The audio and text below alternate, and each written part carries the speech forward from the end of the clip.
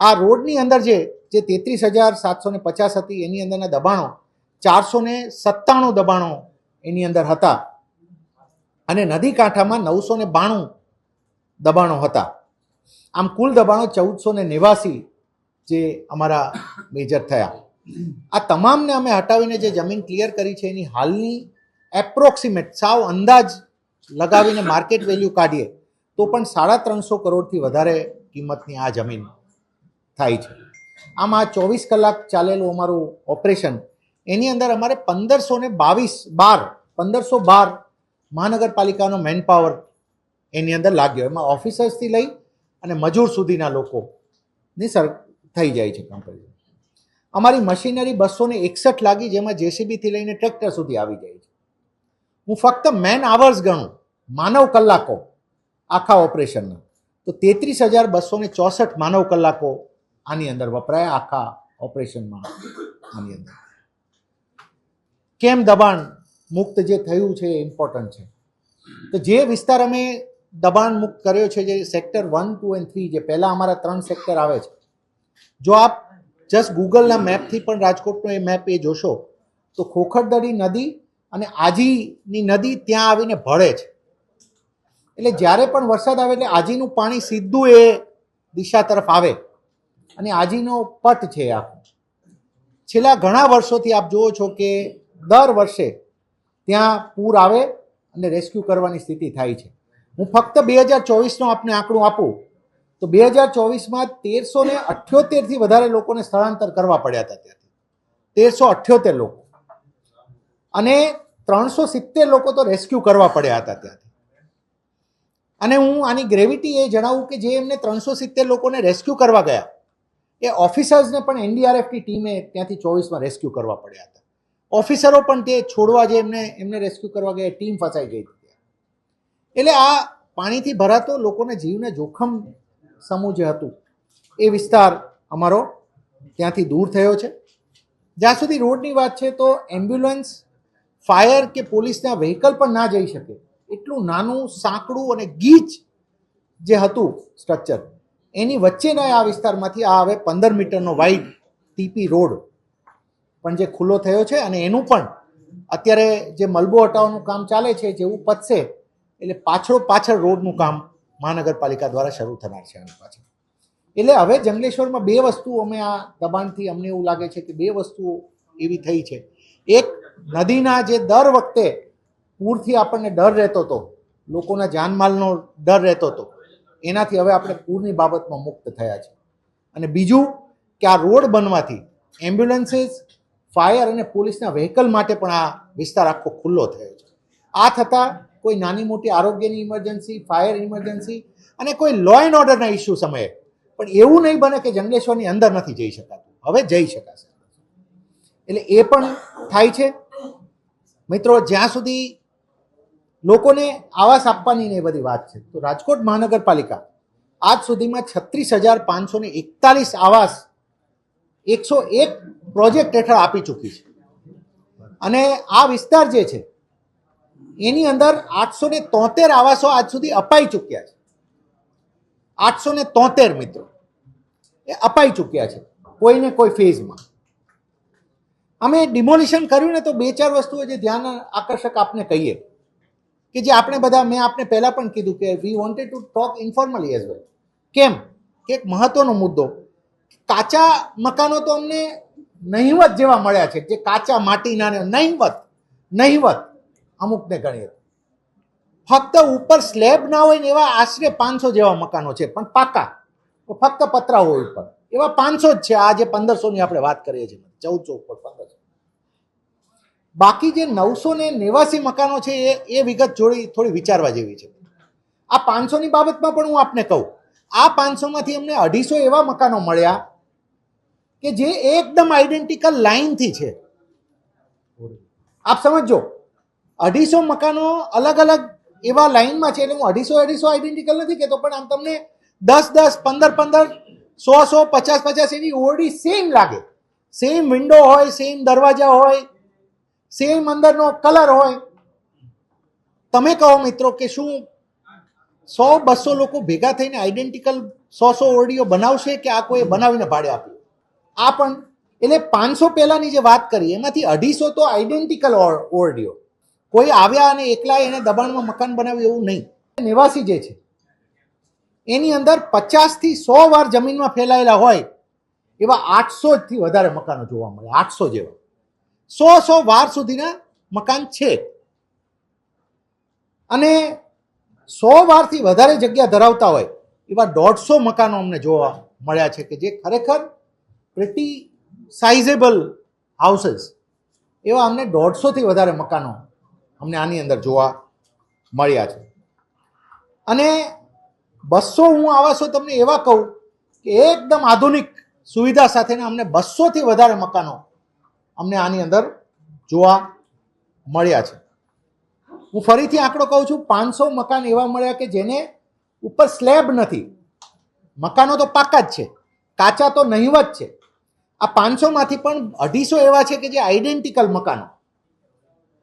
અને એ જ રીતે 989 ની અંદર બાયફર્કેશન કરીએ બાકીના વધતા એમાં તો 200 જેવા મકાનો તો અતિ આધુનિક ફેસિલિટી જેની અંદર એસી થી લઈને બધી ફેસિલિટીઝ આવી જતી હોય એવા અમને મકાનો જોવા મળ્યા છે.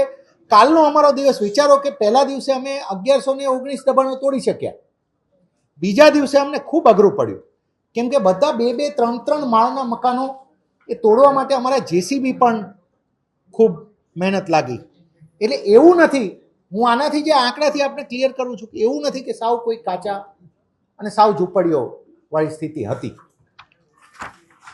આ ઉપરાંત અમે જો થોડુંક કિંમતને અંદાજિત આપણે આંકીએ ને તો 5 લાખ રૂપિયાથી જેની આવક કિંમત વધતી હોય ને મકાન બનાવવાની કિંમત 5 લાખથી વધારે એવી કિંમતના અમને 750 થી વધારે મકાનો મળ્યા છે જેની આમ અંદાજિત કિંમત આપણે બધે વેલ્યુએશન ડિટેલ વેલ્યુએશન દરેક વસ્તુનું ના થઈ શકે at the time of demolition, પણ તમને નરી આંખે જેની કિંમત દેખાય છે કે આ બનાવતા 5 લાખથી વધારે આપણે ખર્ચો થઈ ગયો હોય એવા 750 મકાનો આની અંદર અમને જોવા મળ્યા. એનાથી મિત્રો હવે આ સમયે હું આપને કમ્પેરિઝન આપું કે જે મહાનગરપાલિકા આવાસ બનાવ્યા છે એ અમે 2 લાખ રૂપિયામાં આપીએ છીએ. અને આજે પણ મહાનગરપાલિકા કેમ કે પીએમએવાય જેવી એક એમ્પાવરિંગ સ્કીમ અમારી પાસે છે, પ્રધાનમંત્રી આવાસ યોજના જેવી સ્કીમ કે જે એકદમ બ્લેન્કેટ કવરેજ આપે છે કે બનાવો આવાસ, અને જે અમારી પાસે સરકાર ઈચ્છે છે કે અમે બનાવીએ. આ સ્કીમમાં અમે 2 લાખમાં આવાસ હમણાં આપને નવી અમારી જે અમારું રિપેરિંગ થાય છે 2 લાખમાં આપવાનું વિચારી રહ્યા છે. 2 લાખમાં તમને સરકારી આવાસ મળે, કાયદેસર મળે, એની નીચે આંગણવાડી મળે, એમાં પાણીની સુવિધા મળે, એમાં ડ્રેનેજ મળે અને સુવ્યવસ્થિત આયોજિત હોય મકાનો. એની સામે 5 લાખની કિંમત થઈ શકે એવા અમને 750 મકાનો એવા પણ મળ્યા છે કે જે સરકારની દબાણવાળી જગ્યામાં અને આ રીતે હોય છે. એટલે એક છે. અને 250 જેવા મકાનોની કિંમત હું કાઢું તો 15 થી 20 લાખ રૂપિયાની એવરેજ ખર્ચ થઈ શકે એવા અમને 250 જેવા આવાસો આની અંદર જોવા મળ્યા છે. હું આ તકે આખી ટીમને હું એ રીતે કહીશ કે કોઓર્ડિનેટેડ એફર્ટ થયો છે જે તમામ વિભાગ, પોલીસ વિભાગ, પીજીવીસીએલ અને હું આપનું પણ હું આજે મીડિયાના મિત્રોનો એ બાબતથી પણ આજે જ્યારે આ પૂર્ણ થાય છે કામગીરી ત્યારે હું એક આપ તમામ મીડિયાના મિત્રોએ જે રિસ્પોન્સિબલી અને જે સારી રીતે આને કવર કર્યો છે, આપણે બધાએ એક કામના ભાગ બની અને આ કામ થયું છે. હું આપનો પણ આભાર વ્યક્ત કરું છું. અને આપને જણાવું કે અમારો પણ આ 2 દિવસનો એટલે ફક્ત 24 કલાકનો એફર્ટ નથી. આ ખૂબ ડિટેલ સાથે અમે છેલ્લા આપણે ફરીથી એક વસ્તુ એ પણ જણાવીએ કે જે મકાનો ખાલી થયા આપને એક એ વસ્તુ દેખાય કે અમે જ્યારે ડિમોલિશન કર્યું પહેલાં મકાનો તમામ ખાલી થયા. આ પણ રેર છે, જનરલી આ સીન આપણે નથી જોવા મળતું. એનું બેકગ્રાઉન્ડ પણ આપીએ કે અમે આ તમામ નાગરિકોને અમારા ટીમ છેલ્લા કેટલા દિવસથી ઘરે જઈને સમજૂત કરી એમને અમે અમારા સાધનો, મજૂરો અને બધી વ્યવસ્થાઓ પૂર્તતા કરી અને અમે આ રીતે એમને ખાલી કરવામાં પણ મદદ કરી છે. અને રાજકોટ મહાનગરપાલિકા માણસો માટે, નાગરિકો માટે આવાસનું કામ કરવામાં પણ એટલી જ એક્ટિવ છે. અને હું આપને એ પણ જણાવું કે અમારો આવતા 5 વર્ષનો ટાર્ગેટ 30,000 નવા આવાસ બનાવવાનો છે. રાજકોટ મહાનગરપાલિકા આવતા 5 વર્ષમાં મધ્યમ અને બિલો દેટ સામાન્ય માણસો માટે 30,000 નવા આવાસ વિસ્તાર બનાવવા જઈ રહી છે આવતા 5 વર્ષ. જે પણ વાત કરીએ કે આજે ખોલીઓની વાત કરીએ કે ઓડીઓની વાત કરીએ તો આની અંદર અનેક ગુનેગારો છેલ્લા 10-15 વર્ષ અમારા પોલીસના ચોપડે નોંધાયેલા ગુનેગારોની વાત કરીએ તો હિસ્ટ્રી સીટર્સ, અસામાજિક તત્વો, ટપોરીઓના ઘણા બધા અડ્ડાઓ અહીંયા પનપી રહ્યા હતા. જુગારના અડ્ડા હોય કે દારૂનો અડ્ડો હોય કે નદી કિનારે દેશી દારૂની ભઠ્ઠીઓ હોય કે પછી NDPSના મોટા મોટા ડ્રગ્સના રેકેટ પકડ્યા હોય. છેલ્લામાં છેલ્લી ફાયરિંગની ઘટના ઘટી એમાં અમે ગુસ્સી ટોકમાં અમારી ક્રાઇમ બ્રાન્ચે જેમને પકડ્યા છે એવી ગેંગો પણ અહીંયા એમને આશ્રય સ્થાન રહેલું હતું. એ સિવાય પણ આપણે વાત કરીએ તો શરીર સંબંધી ગુનાઓ અને મિલકત સંબંધી ગુનાઓમાં પણ મોર દેન 200 જે હિસ્ટ્રી સીટર્સ જે છે એ એનું અહીંયા આશ્રય સ્થાન હતું.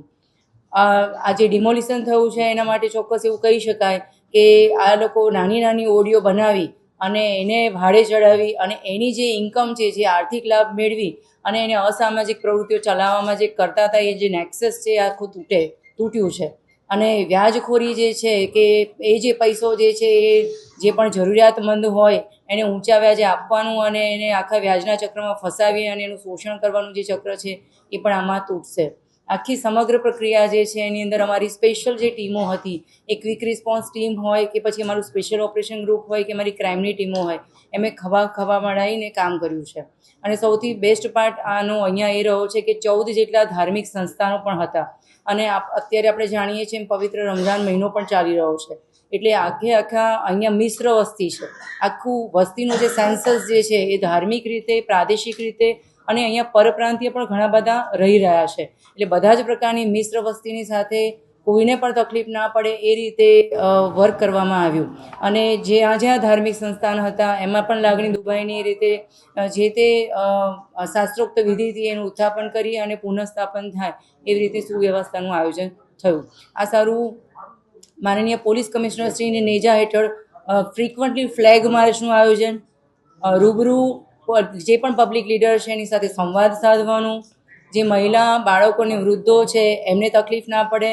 અત્યારે ડેબ્રિજ હટાવવાની કામગીરી ચાલે છે તો ભંગાર વીણવાવાળા કે નાની મોટી રોજગારીની લાલચે કે કુતૂહલતાવશ કોઈ આવતું હોય તો એ પણ દબાઈ ના જાય અને એક પણ હર્ડલ્સ ના થાય. ઇલેક્ટ્રિસિટીથી માંડીને કોઈ શોર્ટ સર્કિટથી માંડીને કોઈ પણ દુર્ઘટના ના ઘટે એના માટે મેડિકલ, ફાયર અને કોર્પોરેશનની ટીમની સાથે મળી અને પોલીસ ડિપાર્ટમેન્ટે આ સમગ્ર ઓપરેશન જે છે એ હાથ ધરેલું હતું.